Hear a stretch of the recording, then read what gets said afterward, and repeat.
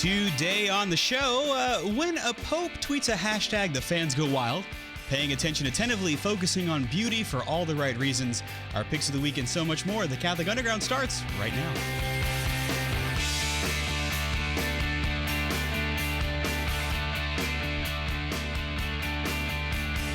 All right, it's time for the Catholic Underground. We're that fever dream that tries to cut through the noise of the digital continent and bring you the topics that matter. It's episode number 407. I'm Father Chris Decker, catching my breath. Yes.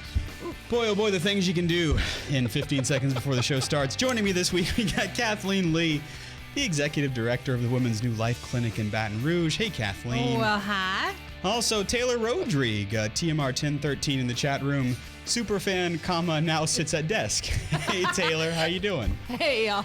You see all of those who watch and listen to us live, this could be your fate if you happen by the Catholic Underground studios. We'll put you on the air. Mm-hmm. You know, unknowingly. Unknowingly. Somebody else who that same thing happened. We go up to space to the Jeff Star 1 near-Earth orbit satellite and to Jeff Blackwell. Hey, Jeff, how you doing? Hey, Father, doing great. Still baptized, as a matter of fact. Just As it turns out, you can't undo that. That's right. Don't you just love that? I love permanent things, because you know what? If there were a way to stumble out of baptism, I'd probably figure it out, because I'm a sinner. Oh, put me down on that list. I tell you, I am very glad that indelible marks are indeed indelible. Alrighty, okay, so here we go. Now, Kathleen, I don't know if you've been watching the news, but now on Twitter, the Twitters, kids, whenever you hashtag something that happens to be something that Twitter has deemed kind of a zeitgeisty thing, like a popular thing. There's something called a hash flag, which is this little itty-bitty icon next to the hashtag, okay? So there was a hashtag mix-up that caused a papal tweet that was meant to give thanks for the Catholic Church's new docket of saints. And it read as Pope Francis showing support for the New Orleans Saints football team. Yes, indeed. Yeah. Whoop, whoop. I will not lie. Waking up that morning and seeing that, I laughed for about 20 minutes straight because I knew what his intention was. Yeah, so after the October 13th canonization of 5 new saints, the Pope's official Twitter account at Pontifex tweeted, quote, "Today we give thanks to the Lord for our new saints," and saints is hashtagged. "They walked by faith, and now we invoke their intercession," unquote. But the Twitter hashtag automatically uploaded a fleur-de-lis, which is also the official logo of the NFL team. Yep. Yeah. Needless to say, the tweet immediately caught the attention of many Saints fans, and myself for that matter. I mean, I live in Louisiana. I do watch football occasionally, and because I'm a priest in Louisiana, I have to root for the Saints. Just got it. So I would put myself in the lower echelons of a Saints fan, and I immediately saw it, and I said, "Oh, this is going to go viral." Yeah. And it pretty much did. So the NFL little logo for the Saints was there. Needless to say, the Saints fans interpreted the tweet as invoking divine intervention because it just happened to be the game day for the Saints against the Jacksonville Jaguars. The timing was just perfect for it. It was perfect because, of the time difference. It was a little before game time, True. Fans were elated that Christ's vicar on earth was in their corner. A couple of Twitter followers said Pope Francis told 18 million followers that he was Who Dat Nation. Yes. I love it. Yes. Yeah, and of course, for those of you who may be in other parts of the Universal Church, Who Dat is kind of the chant Right. for the Saints, right? Who dat say they're going to beat them Saints? Who Who Dat? Yeah. It's kind of a rhetorical question. Yeah. So nobody is the answer. Yeah, Nobody say they're going to beat them nobody is the Saints. inferred answer. I don't know how you put that in the Greek, though, Because there is, as you remember from your reading and studying of Greek, Jeff, there is a tense in Greek that you can ask an interrogative with the intent that the answer would be yes. So like when St. Paul says, "Is not the bread we break the body of Christ? Okay. Is not the blood, the cup we drink, the blood of Christ outpoured?" That's written in that middle Greek tense that intends to say the answer is yes. Yeah. So who that say they're going to beat them saints? I think that's the Greek you would I'm just putting that out there if you need it. Yeah.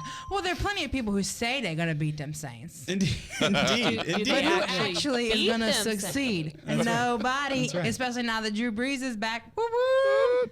So there were people that were rooting for other football teams, and they couldn't hide their dismay. They said, "We lost the Pope." A Twitter user tweeted to the New England Patriots. Well, y'all weren't cheaters. Just Oh, I'm just kidding. I'm just kidding. You got Kathleen on the defense there, or would that put you on the offense? I don't know. Yeah. Anyway, so the reaction of the day came from the New Orleans Saints on Twitter account after their 13-6 victory over the Jaguars. The Saints account said, "Couldn't lose after this." The Saints account tweeted after sharing the papal tweet, and then they hashtagged blessed and highly favored. Yep. There you go. Yeah. A Vatican official, by the way, did confirm on October 14th that the use of the hashtag to trigger the hash flag, the Saints logo there, was a case of accidental evangelization, but hoped that, quote, maybe someone who didn't know will become aware that there are other saints to pay attention to, unquote. That's really good. That's good kind of PR there. Yeah. In the Vatican. Yeah.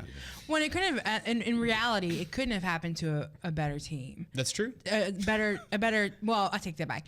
I say we're a little biased, everybody. It couldn't have happened to a better fan base, is what I mean. That's true. Like, the people of Louisiana are majority. I mean, very Catholic, but very faithful Christians. Yeah.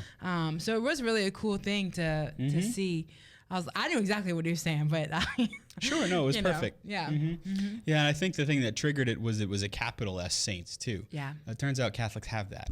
And if you want to do a little Google digging, the reason they're called the Saints, the New Orleans Saints, is no accident. Yep. And so maybe you should Google Archbishop Philip Hannon and New Orleans Saints prayer. There you go, a little homework for you. Yeah.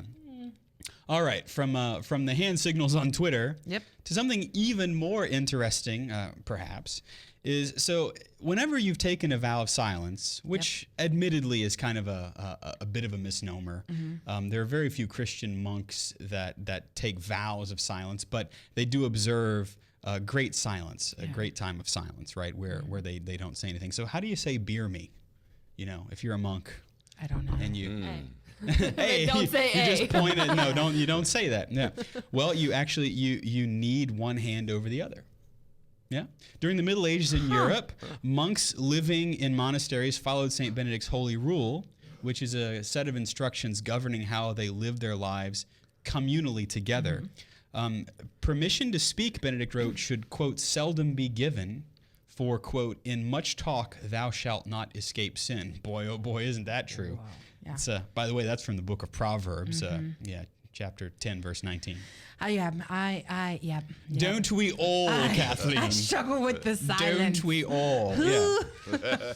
So under the rule of Saint Benedict, there are great times in which the monks observe silence.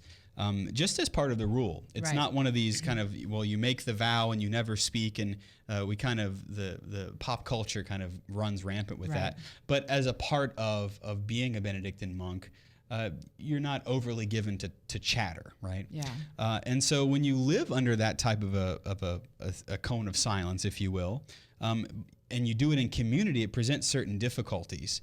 So there was a manuscript entitled Monasterialis Indicia, discovered at Christ Church in Canterbury, England. And to facilitate life together without resorting to speech, the monks came up with a language of hand gestures. Interesting. Yeah. So let's see if we can take care of it. Now, for those of you who are watching us on the radio, we'll do our best to describe what's going on. So the abbot is the head of the monastery. We would call him the ordinary, right? He's the guy who's in charge. So the sign for the abbot is to set 2 fingers on your head and at the same time grab your hair. Wait, my part's on the other side. So 2 fingers on your head and grab your hair. So I'm guessing like maybe his hat, or the guy who cut your hair because the monks received tonsure. I don't know. Interesting. Or maybe you do it with one hand, and I'm not sure. I am not a medieval monk, nor have I taken a vow of silence, thanks to you, because here I am. The deacon sign, so of course we all know what a deacon is. The deacon sign is one that should make a motion with one hand hanging as if to ring a small bell. Because that's one Like of the things this? that, there you go, right? Yeah. See, I can never. I cannot. Because you'd make the sound. Ding a ding a ding. See? There you go. See, that's gonna be me now at mass. I'm gonna see Deacon Ricky, and I'm just gonna be like, Yeah. every time. And I think Deacon Ricky will probably look at you as if you've gone crazier than Yeah, normal. he gives me that look a lot, so it's Yeah, okay. there you go. Well, you might as well make him work for it, Yeah, right? I might as well. So the prior, who is kind of like the abbot's assistant, the prior, you would raise your forefinger over your head, and that is his sign, right? Like that, or do kind you of the lay high it sign. over your head? Yeah. Yeah, or maybe like one step below the abbot, right? I don't know. Yeah. Wow. Let's see. If you'd like to receive Holy Communion, you bend your forefinger to your thumb, right? So and this is actually when you put your forefinger to your thumb, that's called the digitus, and that's what priests do. We hold the Blessed Sacrament with our forefinger, with our index finger and our thumb. Yeah. So this would basically just be saying, I'd like to receive Holy Communion. Or or baby shark. Baby shark. no, I can verify that I do have a DeLorean, and I'm just going to tell you that Baby Shark is a relatively new innovation. Okay. Yeah. All right. Well, you Good never know. started. Okay. Yeah, Canterbury. I don't think Canterbury had much of a shark infestation. Well. The Sharknado craze didn't really happen until the late 1700s. Well, Baby Shark wasn't a Sharknado thing. It was just. I know, but did you see how I mashed them up? I did. Yeah. Yeah. Okay. I saw Sorry. that. Oh, It's shark all right. mashing. Okay, Yeah. I like that. Shark mashing. If you have a censor, the censor, of course, is not the bleeper, for saying a bad word, but a censor is also called a thurible. That's what the incense lives in, right? That's the thing that you use at Mass. It's called a censor or a thurible. You move your hand downwards and move it back and forth as if swinging. I try to do that with our altar servers, and they just kind of look at me like what? The what? You want the what? Yeah. Yeah. I don't understand what, I'm getting off on a tangent, but I don't understand why so many altar servers, at least in my experience in the past 12 years of priesthood, irrespective of parish, they're all afraid of the thurible, all of them. It is. I mean, it is a little intimidating. It's You the have funnest thing. Yes, but you put them in front of a box of matches and they go crazy. Oh yeah.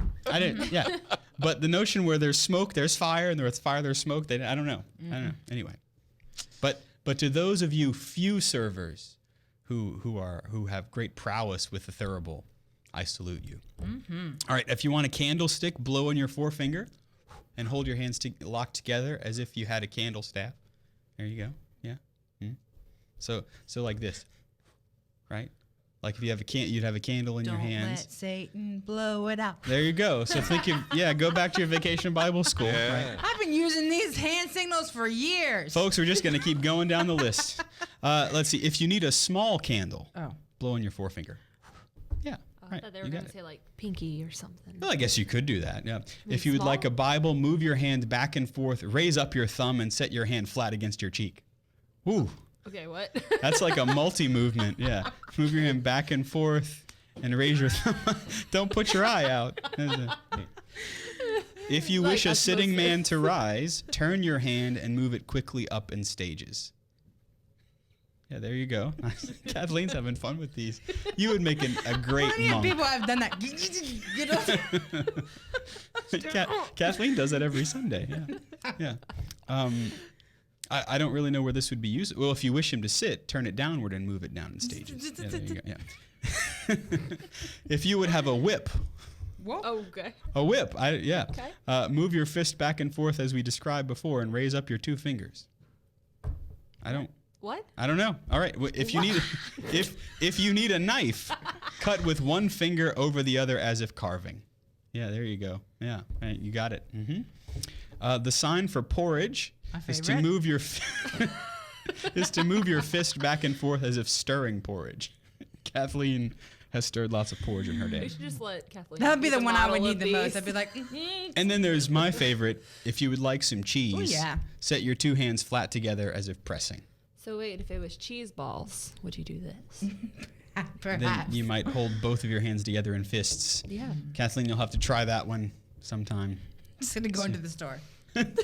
Who is that crazy woman, and why does she keep coming in I the was store? thinking about silence and I went Let's cheese balls. see. Let's see. The sign for honey is to set your finger on your tongue. If you like fish, move your hand back and forth the way a fish moves its tail when it swims. If you wish to drink, lay your forefinger along your mouth. Yeah. The sign for beer is to knead one hand on another. You did this earlier. Yeah, this is kind of a mash. I don't know. I don't know. I'm not a monk. Let's see. We fail at monkhood. We do. We would never get any of the things we ask for, that's for sure. We would just get looks, that's all. Yeah. I think Taylor had that beer and cheese balls thing go there. Yeah, exactly. All right. Yeah. Clayton in the chat room says these are precursors to baseball signals, I guess. Yeah. That's true. That's what it feels like right now. The sign for a fur garment is to stretch forth your left sleeve and pluck the inside with your left hand. Kathleen is doing a pretty good. She's just kind of looking weird. Pluck it? I don't know. Yeah, there you go. To all of you listening on the podcast, I just apologize. That's right. The sign of a layman is to take yourself with both hands by the chin, as if taking yourself by the beard.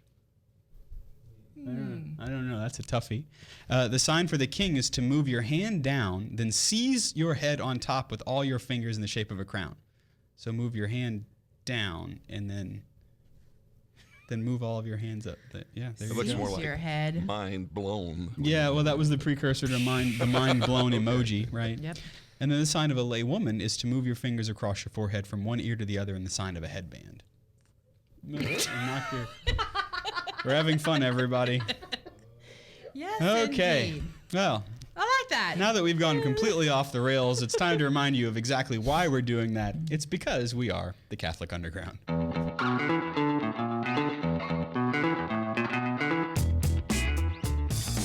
Alrighty. You're listening to the Catholic Underground. We're online at catholicunderground.tv. I am Father Chris, joined by Kathleen Lee, by Taylor Rodrigue, by Jeff Blackwell in space, and Ed. Our picks of the week are coming up, but first we thought we would turn to things spiritual and something that perhaps our world has a little trouble with, Kathleen. Yes. And that's paying attention. Paying attention and being in the present moment. Yes. And this is not just, I find, I worked with youth for a very long time, taught youth, taught young people. This is not just a young person's problem. No. And we're finding certainly as young people have gotten older, that our short attention spans that we learned by virtue of the society in which we live. Yeah. It has followed us into adulthood. Right. So, but it's nothing new, really. No, it really isn't. But out of all the faculties of human nature that we possess, one of the most powerful is that of attention. What do we give our attention to? What we choose to attend to, a great degree, shapes our experience of the world. So what we choose to pay attention to, what we choose to watch on TV, what we choose to watch on our screen, what we choose to give our time to, and that's not just physically being in a place. Right. Because a lot of times we feel like we are present somewhere. Yeah, we're there. You're not. Like anybody who's ever been to a college, class. You can sit in that class for 2.5 hours and walk out and go, what happened? And it's interesting, just the word attention means things that I am attending to. Right. So whenever we say I attend Mass, Right. well, I can tell you right now, I got plenty of folks that are there, but they're not really attending to the Mass. Right. Just simply there. Yeah. And out of all the stuff that's coming our way, right, we simply cannot pay attention to all the visual or auditory stimuli we experience every day. If you, we would talk about silence, living in silence like the monks. Y'all, we cannot do that. It's tough. Every time I give, or I talk about silence, I'm like, okay, let's just sit in silence for a minute. And people start to lose their mind. They start to fidget. They start to cough. One of the things I always notice is the cough. Yeah. I always, at the end of Mass is usually when I try to inject a little bit of sacred silence. And my stopping point of okay, when I say, let us pray, I wait for the first awkward cough. Or the clearing of the throat. Or the clearing of the throat, or Father, did you fall asleep signals. Yeah. We can't handle it because there's so much coming into our eyes, to our ears, to our being, whether we sit down to pay it attention or not. And so our minds are constantly trying to filter out all of this noise, whether it's, audio noise or visual noise.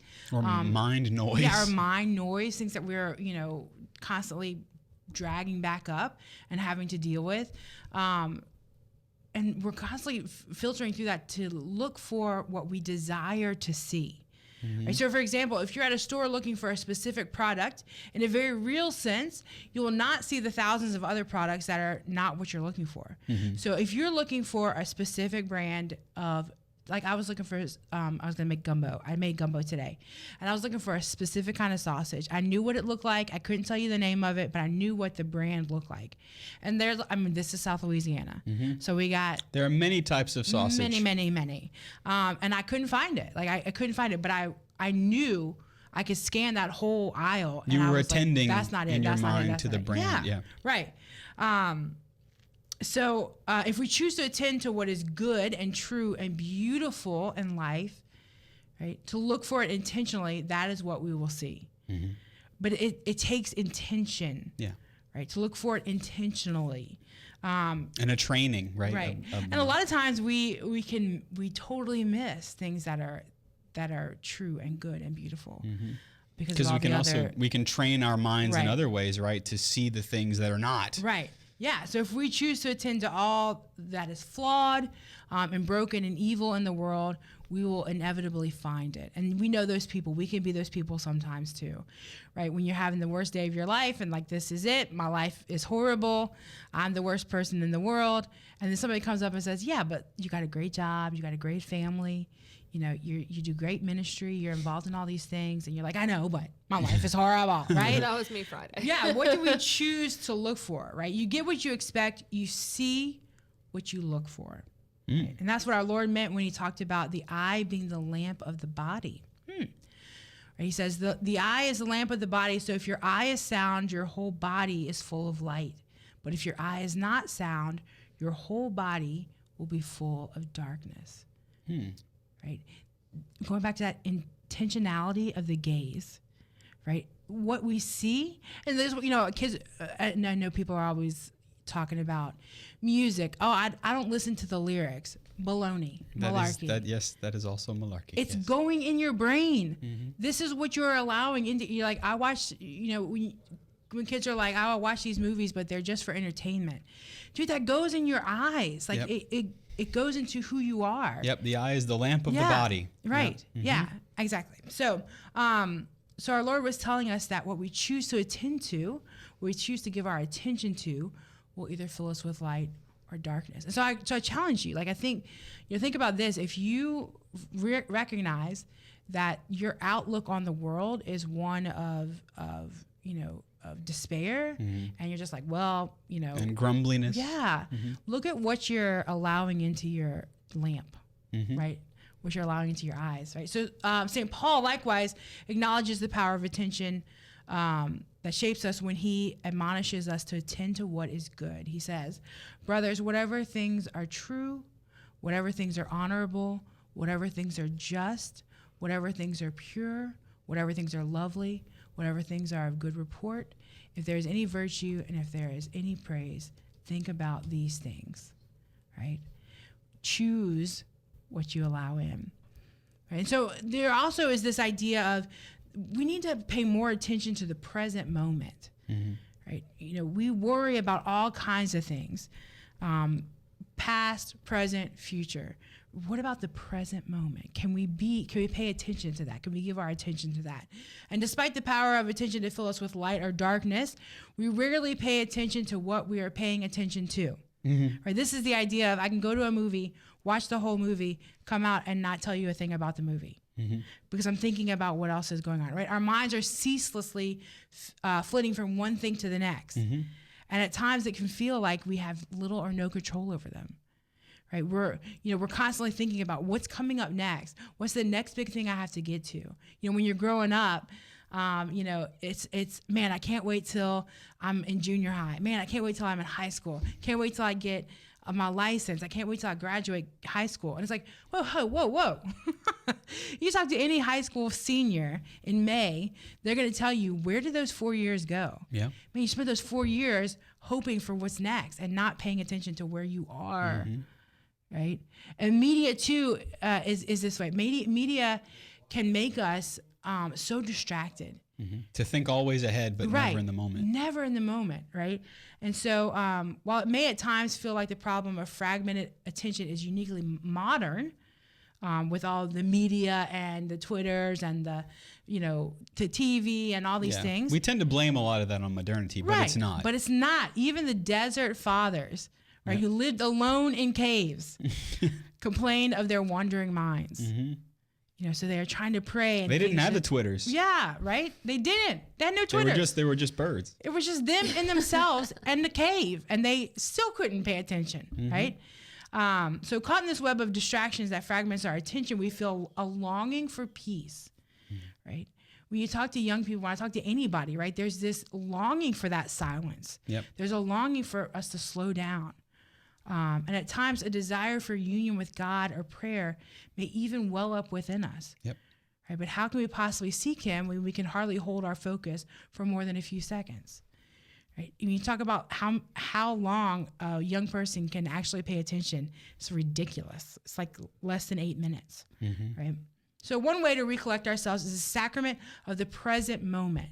The practice begins with the realization that God is not out there somewhere, that he's not up in heaven, nor is his presence limited to a geographical location, that you have to go to some place to find God, right? That God is within us and he's with us where we are at the present moment here.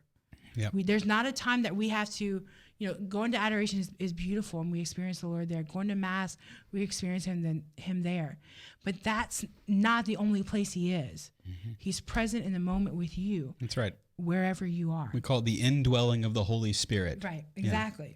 Yeah, and God is here now in this moment, right? He's closer to us than we are to ourselves. Chew on that for a minute. Yep. God is closer to us than we are to ourselves. He knows us, right?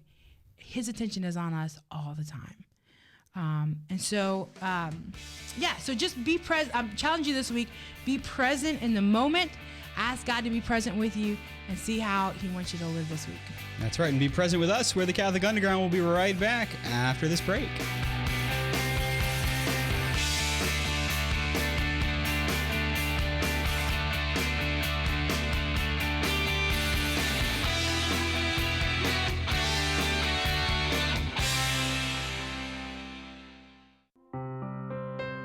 Hail, Holy Queen, Mother of Mercy, our life, our sweetness, and our hope.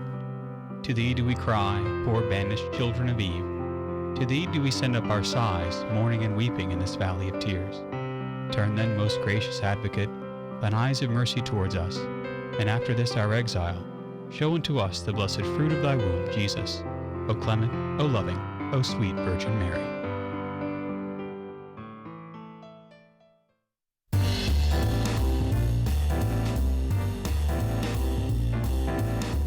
Hey, all you cool cats, welcome back. You found the Catholic Underground with me, Father Chris Decker, the slamming Kathleen Lee. Hey.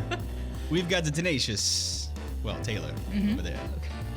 And jumping Jiving Jeff up on the satellite of wisdom, satellite of joy, and Ed.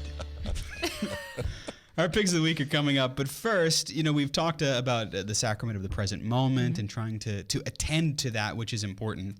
And one of the ways, as you mentioned, Kathleen, that we do that is by concentrating on what is good, true, and beautiful, kind of piggybacking off of the exhortation of St. Paul, right? To concentrate on those things that are good, that are honorable, that are just, that are pure, right? From the letter to the Philippians, chapter 4, verse 8.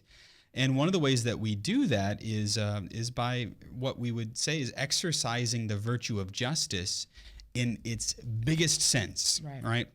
So the classical definition of justice is the virtue whereby we fulfill our obligations towards others, giving others their due, right? Yes. Yeah, and so whenever we talk about giving others their due, there has to be something that orders that. Right.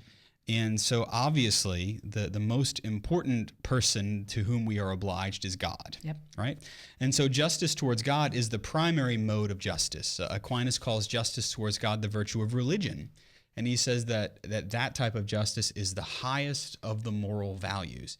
And so whenever we talk about concentrating on what is good and what is beautiful and what is true, we first go to why we do that. And it is because we are called to the virtue of justice with God. Yeah. And that orders everything else. That's kind of the top of it. So the virtue of religion consists in offering worship to God, or as Aquinas would put specifically, in offering service and ceremonial rites or worship to some superior nature that men call divine. Sounds good to me. You got it? You're good. Yep. Right? It's important to set that, because that's the supreme act of justice. Right. That's the highest of the moral virtues. And we say during Mass, don't we? We talk about that when we say it is right and just to lift up our hearts to God. It is right and just to offer him thanks and praise, to offer him worship. That's really cool. I don't think that's one of the parts of the Mass I don't think, because it's a response from the faithful. I don't know that many people know why we say that. Yeah. Let us give thanks to the Lord our God. It is right and it is just. And when we say let us give thanks to the Lord our God, that's exactly what we're doing at the Mass. You remember, Jeff, of course, being our Greek scholar here on the satellite, is Eucharistein, Eucharist. It means thanksgiving. And so whenever we, in that part of the Mass, say that we're giving thanks to God and we're saying, yes, it is right and it is just, we're saying, I am exercising with all of my volition, with everything that I am exercising the act of justice to give God what is due to him, which is namely worshiping him, giving him thanks and praise, and not giving it to myself. Right. Because given our own foibles, we would almost always try to invert justice towards what I want rather than, it's interesting, we could almost say that we could have revenge on God by being only kind of just towards ourselves, So and that's improper use of justice, right?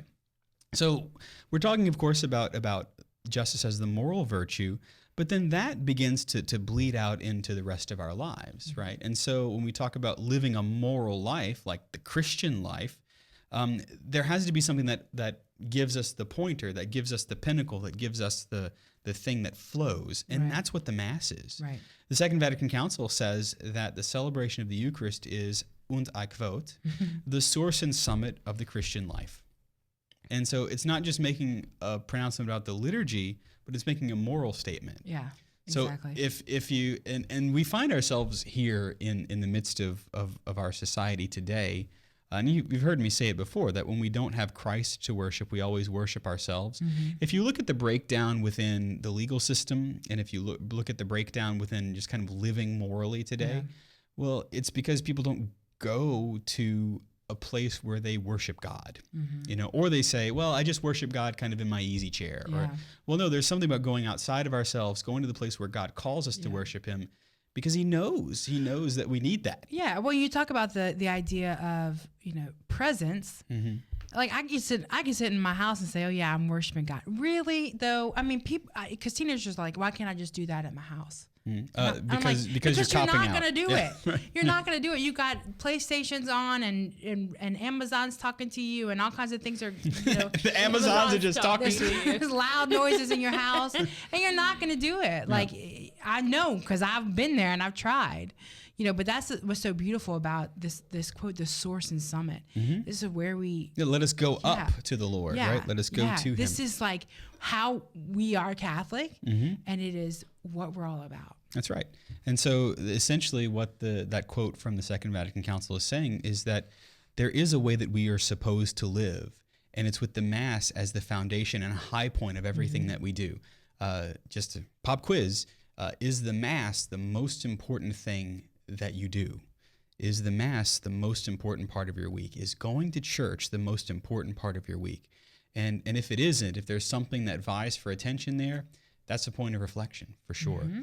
So all of this about giving God his due, about worshiping him, about seeing the worship of God in the Mass and at church as the source and summit of the Christian life, we can make a couple of comments about avoiding some errors when it comes to the role of sensible beauty in the liturgy. Because when we talk about that which is beautiful, like, how much is too much, that kind of a thing. What isn't enough. Yeah. And because so in reverse, we talk a lot about, we talk a lot about what isn't beautiful in churches. Yeah.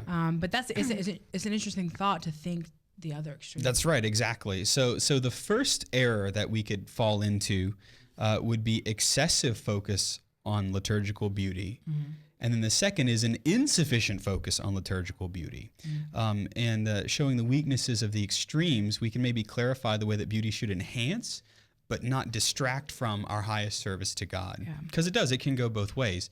It might seem counterintuitive to begin a discussion on liturgical beauty saying that we can do too much. Right. But we can focus too much on anything that's created, right? Art is a creation, music is a creation, all of those things. So how do we know when our focus is disordered, right? When our focus on something that's created, it's easy to figure this out, all right? And you've probably experienced this. Whenever we find that it's getting harder to focus on God, then our focus is off kilter. Right. If you've ever been to Mass or really if you've ever been in prayer and you stop focusing, it's harder to focus on God. Like you feel like you're getting hazy or you begin to hear, are you ready for a long word? The cacophony, right? Ooh. You begin to hear too many other non-resonant things or see many non-resonant things. Then that's one of those little test bubbles that go up. There it is. Yeah. So this disordered focus on artistic beauty in the liturgy, which can distract the mind from God instead of leading the mind to God, can show itself in a couple of different ways. Many of us have probably been to Mass where the focus seemed to be on the music or more likely on the choir. This does happen. So there may be exquisite orchestral arrangements. The execution may be very fine. It may be very, the music quality may be very high, but it's also possible for those things to be present, but we're not doing what we're supposed to be doing at Mass, you see. And this the parts of the Mass have to be so beautifully tuned. I see there's the word beauty.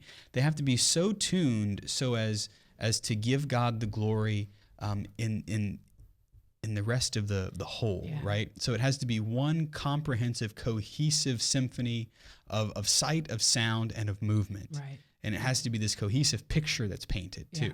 Yeah, I went to a Mass recently, beautiful Mass, beautiful liturgy. And after the Eucharist, they sang a reflection song. And I always feel really weird about them because it's like everybody sits down and listens, Yeah, it is kind of a consumer kind of... and it was a beautiful rendition of Ave Maria. It was beautiful. And at the end, like he hit that note and it was awesome. And everybody clapped. And I was like...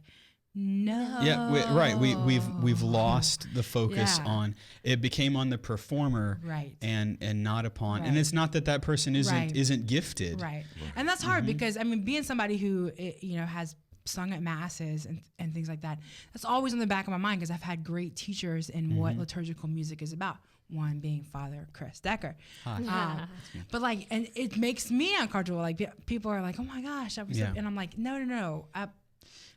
Yeah. No, that's so I feel the same way because with me singing in choir, there are times where I've been told to do a certain echo after or something, and then people in the congregation pick it up, and it's so awkward after Mass. They're like, "Oh my gosh, your voice!" And I'm like, "I wasn't doing this for me. I'm doing this for it's a hard balance. Christ, and it not is for me. Exactly. I appreciate it, but and it is a tough balance, and so for that to be in balance, then the choir, especially if it's an excellent choir, has to have enough humility to resist the urge of turning the Paschal mystery into a concert. Right. And it's been my experience as a priest. This is one of the most difficult things to help to guide, because if you've got a Maserati engine, it's really difficult to say, but you can only go at school speed limits. Yeah. And yet, that's exactly what's called for in the Mass sometime, is that you don't open up all the stops for everything. Right. But there has to be, to understand the role of beauty, there has to be a restraint. In fact, if you think about things that are beautiful show a remarkable amount of restraint. Yeah. You know? That's true. And honestly, the first church that comes to mind, I'm not saying there aren't other churches that do it. The first time I ever went to Christ the King's 8 p.m. Mass, they have such a way of just That's our simplistic university chapel, by the way. beauty. Like everything is centered to the Eucharist. Yeah. And like I remember just like sitting there and being like, oh my gosh, this is the first time in a long time my attention has been to the Eucharist. Yeah. And that's the thing. It's not just that, and it's not just choirs that have to be careful. It's become common at many masses with young people to kind of center the whole experience on the musician. You know, in fact, I hear all the time, if you want to get kids back to church, you have to make it about the rock music. Yeah, no, you don't. Like, well, first of all, have you talked to any of the kids? Because that's really not. Look, I was in a youth choir for many. I led youth choirs.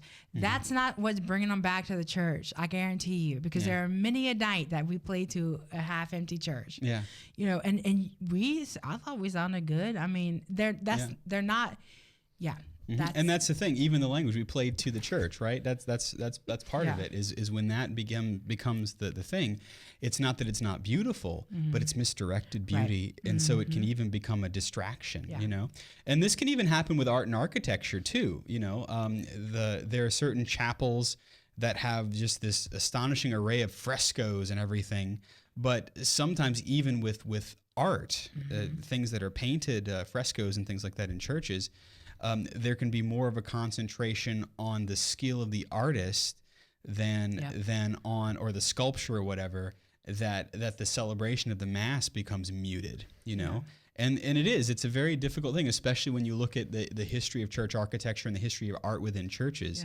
It can be tough. It can really be tough. And then on the other end, whenever we place a disordered focus on sensible beauty in such a way in the liturgy where we don't have any of that. Right. That also can show kind of a disordered sense of what's beautiful, right? So if you have Mass in a surrounding that's ugly, you know, not because it's all you've got, man. If it's all you've got, it's all you've got. Yeah. But in the building of churches, whenever you say we're going to put in drop ceilings and we're going to put in just fluorescent lighting, and we're not going to have any churchy things around. Very minimalistic. Right. That also affects the way that we encounter the beauty of the liturgy. You see, and that's the thing. If you think about it, the beautiful things that we hear and the beautiful things that we see at Mass are supposed to kind of provide a chute for us, if you will, like a luge to get us to the Eucharistic mystery.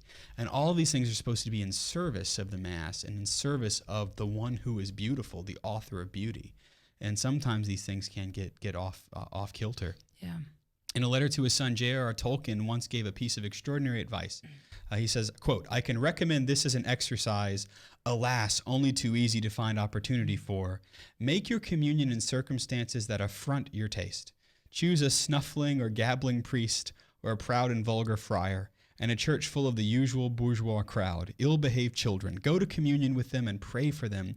It will be just the same or better than that as a Mass said beautifully by a visibly holy man and shared by a few devout or decorous people," unquote. The point isn't to undermine the importance of beauty in the liturgy, but it's to remind us that Christ is there regardless of appearances. And if we lose sight of that, we lose sight of what the Mass is. Yeah. And when we lose sight of the structure of human life for which the liturgy is the foundation and ultimate goal. So all these things that are beautiful are important, you know, but they can't replace Jesus. Well, that's the thing. I think there's certain concern for the liturgy that we must have. But if we lose the fact that it's the same Jesus at the church you don't like, with the choir you don't like, and the priest you can't stand, like it's the same Jesus. And if we lose that fact, then we are grocery shopping at church. That's true. So on the other side of that coin is an insufficient focus on sensible beauty. So we can overdo it, right, to the point where you're just listening, you're just watching, you're not seeing the Lord. Or we can just be completely indifferent. So like a parish that wouldn't make any effort to beautify the church's worship, maybe also wouldn't also make much of an effort to proclaim the church's doctrine or the moral teaching, you know. If you need beauty to perfect every other facet of life, to perfect it, to make it delightful, then we would also afford that of the liturgy as well. So Whenever we talk about environmental design, like all the different teams of people who help to beautify the church, there's a fine line to be struck between kind of overdoing it so that you don't actually see the altar and the tabernacle and the cross, or you can underdo it where there's absolutely nothing, and it's a tough balance to make. So that all of those things are important. If you're one of those folks that says that, no, well, we don't need anything, well, that's not true, because we are called to use the gifts and talents that we have to kind of bolster the church's ability to offer a liturgy that's beautiful. The Second Vatican Council says that priests have to be equipped to promote beauty in liturgical art. In fact, it says, great importance is to be attached to the teaching and practice of music in seminaries and the novitiates and houses of studies of religious. So we're supposed to know at least the base level as priests about what should be present in the parish. In fact, that's what I tell many of my parishes, is that like I didn't, this isn't a side gig for me. Like I went to the seminary and I studied specifically all of these things so that I may not be, God's gift to the liturgy, but I do know that as a father, the direction to go to help you go in the right direction. Well, that takes investment too. It takes investment both in funds, right, to get good art, and good, musical leaders, and to pay them a good, but also investment in your time and teaching the congregation. Like, look, this is why we're having this, this musical change or whatever. And that's a huge responsibility for That's priests. true. It's very true. And then there is also, perhaps to go a little bit farther, a temptation to indulge in disorder. On the other end of the spectrum, there are those who would kind of make the mistake of indulging in what we would call this kind of philosophy of surprise, In fact, I remember I walked into, I don't know if you're familiar, Kathleen, with the monks of Cluny. Cluny, of course, was... George Clooney? No, he is many things, but he ain't no monk. That's true.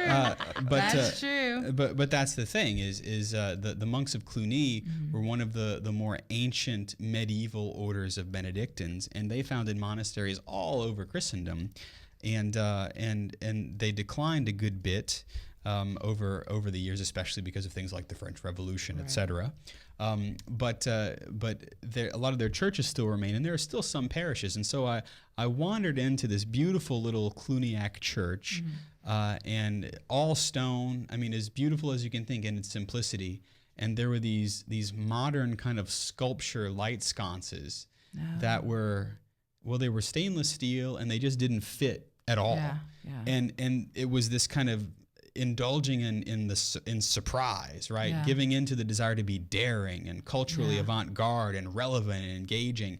And all it did the whole time I was at Mass there, I was going, what? Like I couldn't pay attention to anything. Well, here's the thing too, like when people are looking at the church, like I'm looking for something different. I don't want my church to look like the world, because I experienced that, and it's trash. I mean, it's garbage. I need an escape from that. So I need a place that reminds me that there's something beyond this pile of mush that we sit in, for 100 or so years.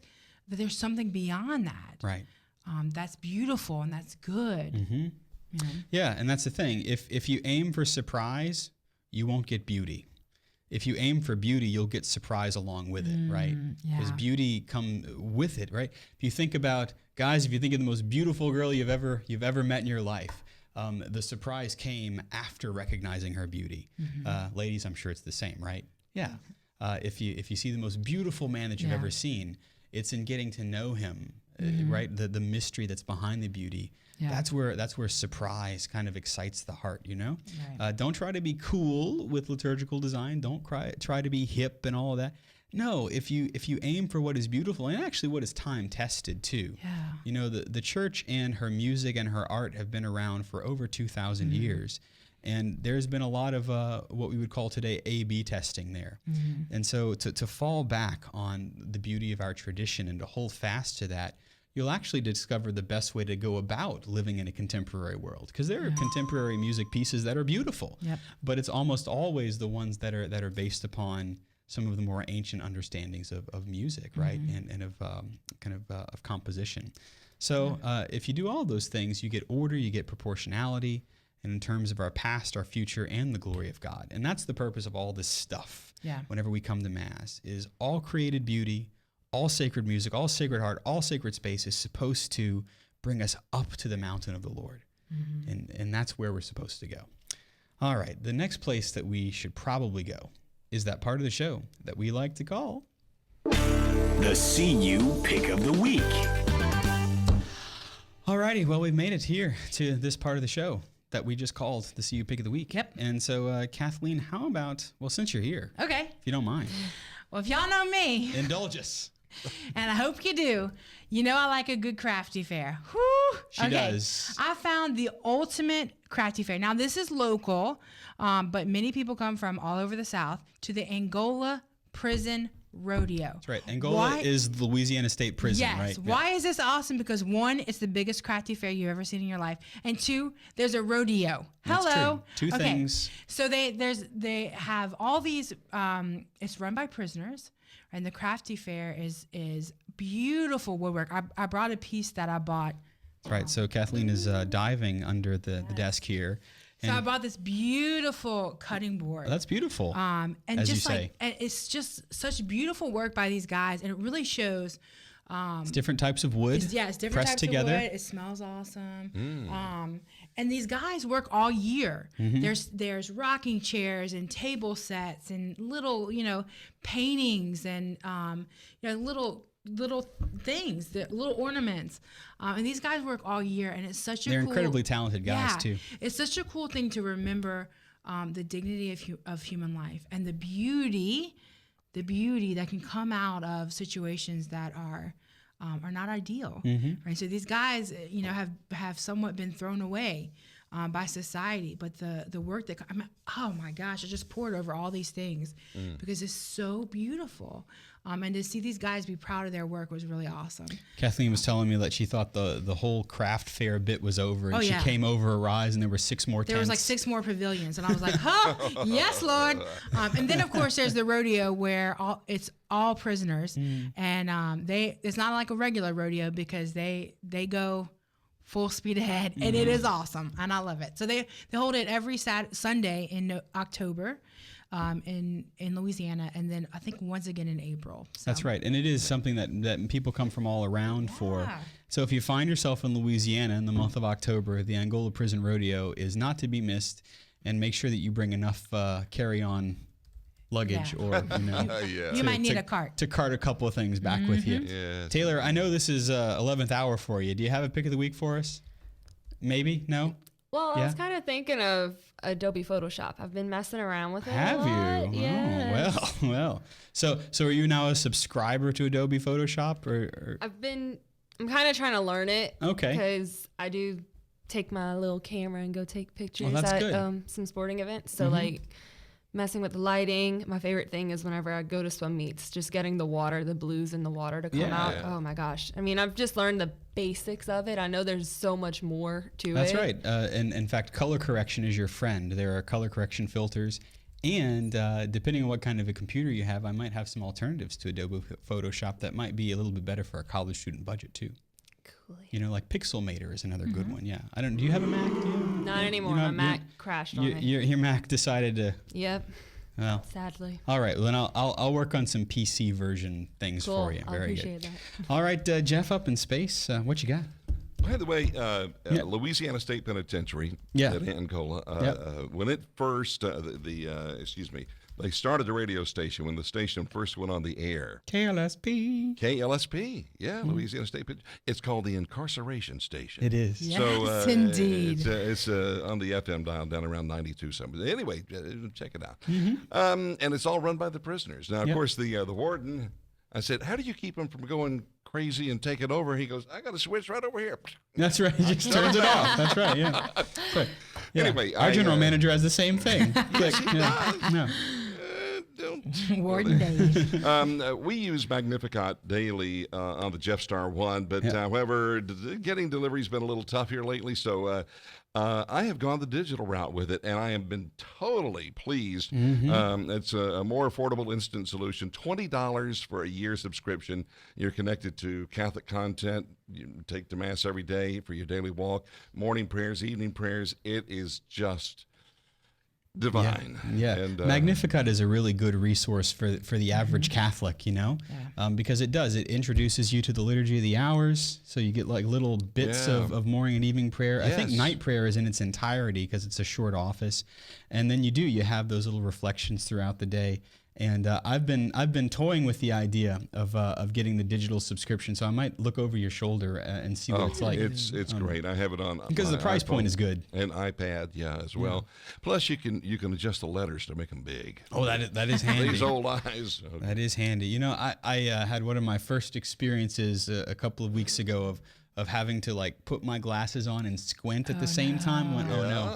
I think it's happening. It's happening. Yeah, right around 40 is when it happened for me. Well, then I'm right at the cusp, I suppose. Okay. Yeah, there it is. Anyway, my pick of the week is a book that, well, I have to admit, I just kind of took off of Dave's shelf. Our general manager, we get all sorts of books to review.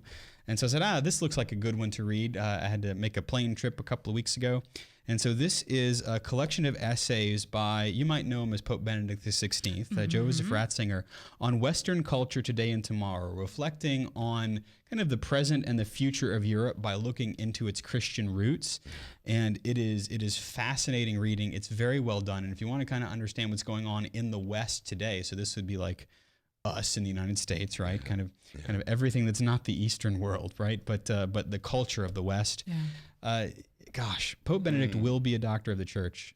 His ability to speak to what's going on in a Christocentric, a Jesus-focused way, to say that if we forget him, everything else falls apart. Like I was saying a little bit earlier, our ability to be just, to give God that which is his due, becomes impossible if we don't worship God. Right. And so even if you have something like the European Union that is trying to kind of figure out how to do justice, if you will, do the things of a just society without God, it falls apart. So Western Culture Today and Tomorrow by Joseph Ratzinger. I'll put that in the show notes if you want. And it's actually pretty readable. I find Joseph Ratzinger pretty darn readable. Alrighty. Something else we find readable are you. All of our benefactors and all those who we're happy that they're part of the Catholic Underground family. Absolutely. And this week the Catholic Underground is possible simply because of people like you. Join the growing numbers of undergrounders at catholicunderground.com/donate. We need to get some new undergrounder stickers made, Father. We sure do. And an important way to support us is to like us, heart us, star us, share us on social media platforms of your choice. Father? That's right. If you want to find out everything about our apostolate, you can always go to catholicunderground.com to do it. It's all there. It's all there. More than you probably want. Our panelists have been Kathleen Lee, the benefactress. She's at KLee626 on Instagram. Thank you, Kathleen. Anytime. Also, Taylor Rodrigue, TMR 1013 on some chat rooms, now sits at desk. Thank you, Taylor. No problem. That's right. Jeff Blackwell is our technical director. He's at Jeff Blackwell us on all the social media. Thanks, Jeff. Always a privilege, Father. Our research assistant and leader of the crew in the lab is Jim Hayes, and he and his family, from what he tells me, are safe out in California in the midst of the fire. Our video and graphics director is Ed Ball, and you know me. I'm Father Chris Decker. You can follow me on Instagram at Digital Catholic, all one word. We hope that we've helped you cut through the noise and find that still small voice. Be attentive, O wisdom. We are the Catholic Underground. We're faith gone digital. And we'll see you next time.